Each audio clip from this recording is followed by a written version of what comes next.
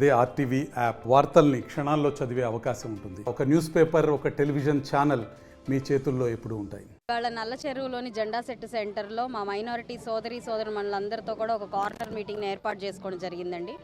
ఇప్పటిదాకా మైనారిటీ సోదరులను ఉద్దేశించి ఎన్నో రకాలైన దుష్ప్రచారాలు జరుగుతూ వారి పట్ల భయాందోళనకు గురి చేస్తూ మభ్యపాటుకు గురి చేస్తూ ఈ వైకాపా ప్రభుత్వం రకరకాల పన్నాగాలు పన్నుతా వారిని ఇబ్బంది పెడతా వస్తుంది. వాటన్నిటినీ మేము ఉద్దేశించి ఆ అబద్ధాలన్నింటినీ తిప్పికొడుతూ వారికి జరిగేది నిజాలేంటి అని చెప్పడానికి ఈరోజు ఒక మీటింగ్ పెట్టుకొని వారికి నిజమైన సంక్షేమం అంటే ఏంటో, అభివృద్ధి అంటే ఏంటో, వారికి ఇవ్వబోయే పథకాలు ఏంటో, లేకపోతే వారిని ఏ దిశగా మేము రేపు అభివృద్ధి పదంలోకి పరిగెత్తించబోతున్నామో వారికి చెప్పి ఇప్పటికే వారిని ఎన్నో రకాలైన మార్పులకి గురి చేశాము. ఇప్పుడు ప్రతి ఒక్కరూ కూడా అవి అర్థం చేసుకొని మాకు సంఘీభావం తెలుపుతూ మాకు మద్దతు పలుకుతూ ఈరోజు మమ్మల్ని ఘనంగా ఆహ్వానించి ఈరోజు ఇక్కడ ఒక మీటింగ్ పెట్టి అందరినీ ఉద్దేశించి నేను మాట్లాడేలాగా వీరు ఈరోజు ఇలా ఒక సిద్ధం చేశారండి ఈ సభని. కాబట్టి మా ఈ సభని జయప్రదం చేసుకుంటూ ఎంతోమంది ఇలాగ అపోహల్లో ఉన్న వాళ్ళకి ఒక దిశానిర్దేశం చేస్తూ మేము ముందుకెళ్ళాలనుకుంటున్నామండి. తాటాకు చప్పళ్ళకి సింహాలు భయపడవండి. ఎప్పుడు కూడాను ఎన్నో చప్పుళ్ళు చేస్తూ ఉంటారు. వాటన్నిటికీ భయపడతా ఉంటే మేము ముందుకి అంటే వాడికి దానికి కూడా మేము ఒక అవకాశం ఇచ్చి వారిని అవి విని వారికి ఏదో మేము ఒక ఇంపార్టెన్స్ ఇచ్చినట్టు అవుతుంది. కాబట్టి అలాంటివన్నీ పట్టించుకోవాల్సిన పని లేదు. ఈరోజు సర్వేలు ఉన్నాయి. ఆఖరికి నరేంద్ర మోడీ గారు కూడా గడిచిన 5 ఏళ్లలో ఆంధ్ర రాష్ట్రం వెనక్కిపోయింది. మన చంద్రబాబు నాయుడు గారి సుపరిపాలనలో ప్రజలందరూ ఎంతో అద్భుతంగా అభివృద్ధి పదంలో ఉన్నారు. ఎన్నో అరాచకాల ఆక్రమణలకి గడిచిన 5 ఏళ్లలో మన ప్రజలు గురయ్యారు అని చెప్పి ప్రధానమంత్రి నరేంద్ర మోడీ గారే బహిరంగ సభలో పేర్కొనడం జరిగింది. అలాంటి ప్రభుత్వానికి మనకి సెంటర్ నుంచి కూడా ఎలాంటి మద్దతు దొరకదు. రేపు కర్మగాలి లేదంటే రేపు వీళ్ళు ఏదైనా వీరి అరాచకత్వంతో ఒకవేళ ప్రభుత్వం వస్తే మాత్రం ప్రజలందరూ కష్టాల పాలు అవుతారు అని చెప్పి డైరెక్ట్గా ప్రధానమంత్రి గారే సెలవు ఇవ్వడం జరిగింది. కాబట్టి ప్రజలందరూ ఆలోచించుకోవాలి. వారు ఎన్నో రకాలైన మాటలు చెప్తారు. ఆ మాటలని అంటే మొదటి నుంచి కూడా అబద్ధాల మీద నడక తప్ప వారికి నిజాలు చెప్పడం కానివ్వండి, నిజం వైపు ఉండడం కానివ్వండి తెలియదు. కాబట్టి అలాంటి దుష్ప్రచారాలు చేసుకుంటూ వెళ్ళడం సర్వసహజం.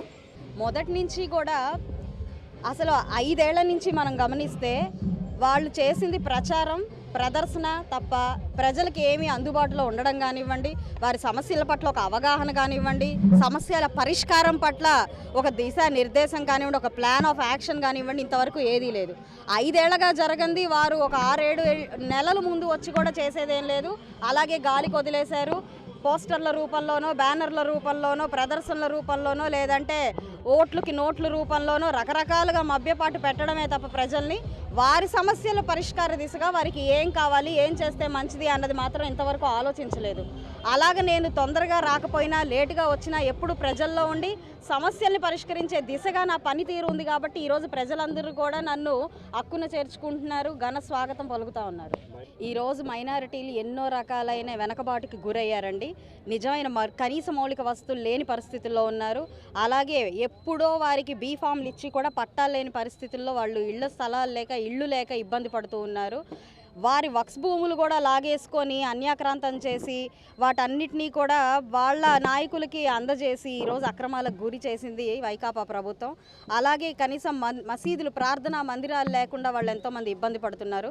మా ప్రభుత్వం వచ్చి రాగానే ముందు నా వంతుగా ఇక్కడ ఉన్నవారికి కమ్యూనిటీ హాళ్ళు కట్టించడం కానివ్వండి, లేదంటే కబరస్థాన్లు ఇవ్వడం కానివ్వండి, అలాగే ఎన్నో రకాలైన సంక్షేమ పథకాలను మేము అందించడం, మదరసాలను కట్టిస్తాము అని చెప్పి ఇక్కడ మైనారిటీ సోదరులందరికీ కూడా హామీ ఇవ్వడం జరిగింది.